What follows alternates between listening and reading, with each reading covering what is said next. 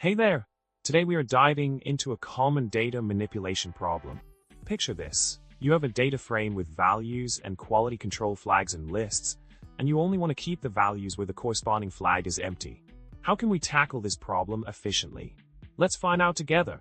In the provided solution, we start by adding a temporary index column to keep track of the elements in the lists.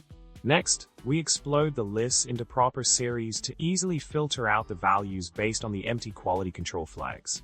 After applying the filter, we group the data back by the index column and collect the results.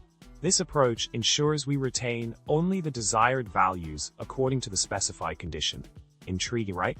Continuing with the solution, the resulting output showcases the filtered values that meet our criteria. By following the step-by-step process, we successfully eliminate the unwanted values based on the corresponding quality control flags. It's fascinating to see how manipulations like exploding lists and grouping data can efficiently refine our data frame. The end result provides a clean and filtered dataset tailored to our specific requirements. In summary, we delved into a practical scenario of data filtering based on specific conditions within lists.